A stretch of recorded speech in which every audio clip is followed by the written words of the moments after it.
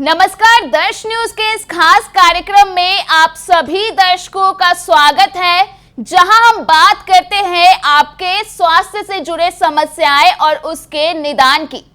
तो बता दें कि नींद हमारे रोजमर्रा के जीवन का एक जरूरी हिस्सा है और हमारी सबसे बुनियादी मानवीय जरूरतों में से एक है। जब हम सो रहे होते हैं तब हमारा दिमाग सबसे ज्यादा सक्रिय होता है, ऐसा कहा जाता है। यह वह समय होता है जब वह तरोताजा हो जाता है, यादों को मजबूत करता है और पूरे दिन की जानकारी को छांटकर सुबह फिर से शुरू करने के लिए तैयार हो जाता है। शरीर के लिए नींद का मतलब है कि वह अपने पिछले दिन से उबर सकता है, मांसपेशियों और ऊतक कोशिकाओं की मरम्मत और निर्माण कर सकता है और दिन के दौरान अवशोषित सभी विषाक्त पदार्थों को साफ कर सकता है। एक अच्छी रात की नींद हमारे जीवन की समग्र गुणवत्ता पर बहुत अच्छा प्रभाव डाल सकती है और हमें आने वाले दिन के लिए तैयार महसूस कराएगी, जबकि एक खराब रात की नींद हमें चिंतित कर सकती है और अगले दिन के लिए संघर्ष कर सकती है। वहीं सिर में दर्द रहने और नींद नहीं पूरे होने से आखिर क्या कुछ हो सकते हैं, उसे लेकर जानकारी दी डॉक्टर मुकेश कुमार ने, जो कि एक न्यूरोलॉजिस्ट है। आप खुद सुनिए।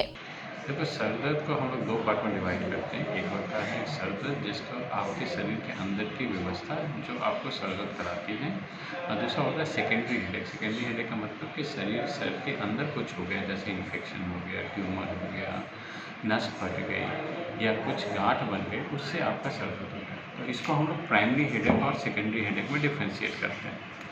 तो प्राइमरी हेडेक में सबसे कॉमन चीज़ है माइग्रेन का है सर दर्द। माइग्रेन का मतलब ऐसा तेज सर दर्द जो आपके आँखों के बंद करा दे, आपकी क्षमता को बिल्कुल जीरो कर दे, मतलब ऐसा कर दे कि आप बिना दवा के आप ठीक ही ना हो पाए। दूसरा ज़्यादा कॉमन हो गया आज के डेट में, वो है चिंता के कारण सर दर्द, जिसमें आपकी मांसपेशी की अकड़न हो जाती है, जिसको स्ट्रेस हेडेक बोलते हैं। टेक्निकल वर्ड में टेंशन टाइप हेडेक बोलते हैं।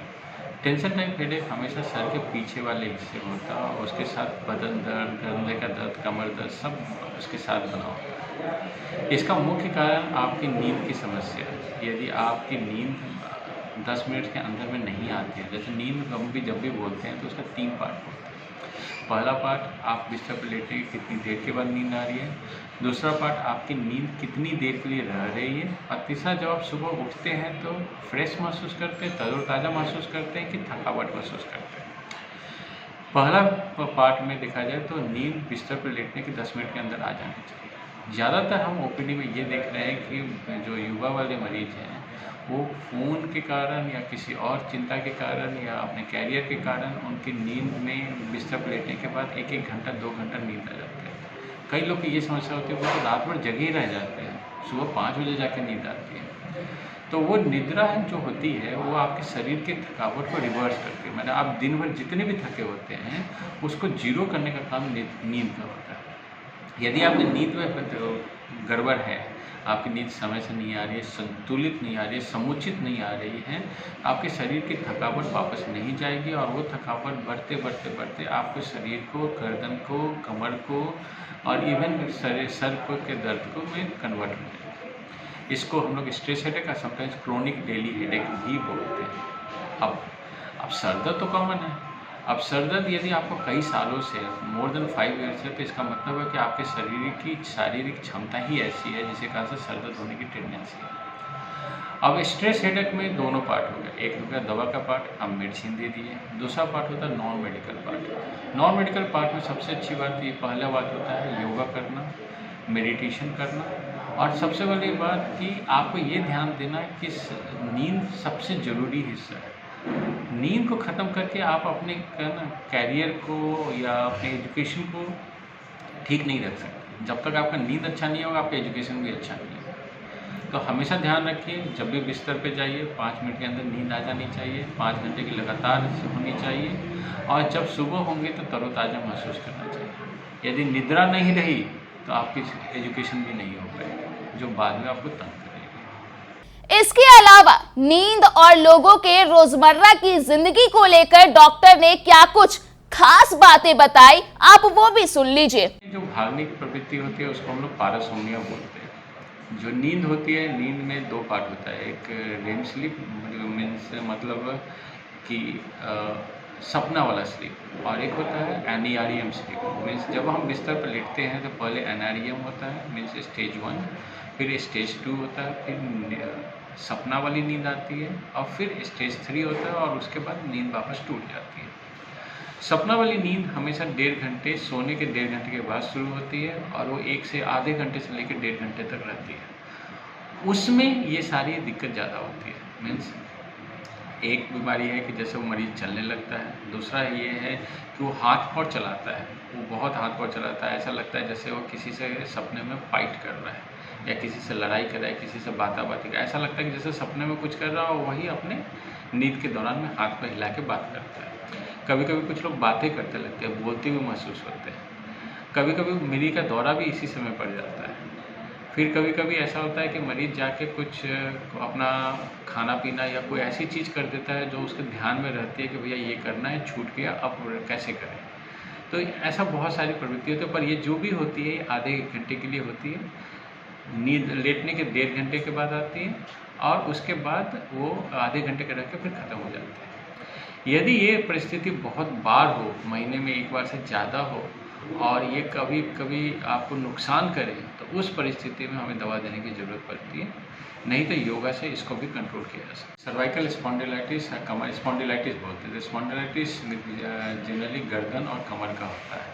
तो कमर के स्पॉन्डिलाइटिस से जो हाथ में झंझनाहट, हाथ में दर्द, एक हाथ में लगेगा कि पूरी उंगली तक पूरी झंझनाहट होनी है या सूनापन महसूस होता है। एक्चुअल में क्या होता है कि हमारी हड्डियाँ जो स्पाइन की हड्डियाँ वो 33 तरह की होती हैं, और उसमें जनरली आपको ये होता है कि 2 हड्डी के बीच में एक वाशर टाइप का एक डिस्क होता है। हमारे पोस्चर के कारण, उल्टे सीधे पोस्चर के कारण, गर्दन के मूवमेंट के कारण वो डिस्क कभी कभी टूट जाता है, और वो उसके मतलब उस बगल की नली से जो नस निकलती है उसको दबाता है। उसके दबाने से जो इलेक्ट्रिकल स्पार्क होता है वो आपको दर्द का कारण बनता है। तो इट इज़ लाइक जैसे ट्रांसफार्मर के पास कोई वायर लूज हो जाता है तो वो एक स्पार्क करता है, तो वो छोटे छोटे स्पार्क आपको ये सब दर्द करते हैं, और जब वो बड़ा स्पार्क हो जाता है तो बहुत तेज़ दर्द होकर आपके हाथ में लगता है जैसे कमजोरी है। तो इसमें आपको मांसपेशी की थकावट को कम करना था। मतलब आजकल देखेंगे, यदि लास्ट 20 साल में देखें तो हम लोग की लाइफ स्टाइल कुर्सी टेबल वाली ज़्यादा हो गई, फिजिकल एक्टिविटी कम हो गई, तो उसके कारण से आपकी हड्डियों पे ज़्यादा प्रेशर पड़ गया है, मांसपेशी का तनाव कम हो गया। तो जैसे जैसे हम मांसपेशी को मजबूत करते जाएंगे, ये दर्द और ये झंझनाहट कम होती जाएगी। ये स्पॉन्डिलाइटिस कोई बड़ी चीज़ नहीं होती, इसमें मेनली फिजियोथेरेपी और पोस्चर मैनेजमेंट का खेल ज़्यादा होता है। यदि जब ना ठीक हो तो दवा की जरूरत है। बता दें कि एक अध्ययन से पता चला है कि जो लोग औसतन केवल 6 घंटे सोते हैं उन्हें लंबी नींद लेने वालों की तुलना में अधिक बार और गंभीर सिरदर्द होता है। यद्यपि प्रत्येक व्यक्ति को ठीक से कार्य करने के लिए थोड़ी अलग मात्रा में नींद की आवश्यकता होती है। अधिकांश वयस्कों को रात में लगभग 8 घंटे की अच्छी गुणवत्ता वाली नींद की जरूरत होती है। तो फिलहाल के लिए इस खास कार्यक्रम में इतना ही। तो दर्शकों, मैं आपको बता दूं कि अगर आपके स्वास्थ्य से भी जुड़ी किसी भी तरह की परेशानी है तो हमें कमेंट करके जरूर बताएं, ताकि हम अपने अगले वीडियो में आपके समस्या के समाधान के साथ एक बार फिर से हाजिर हो सके। तब तक के लिए आप देखते रहिए दर्श न्यूज।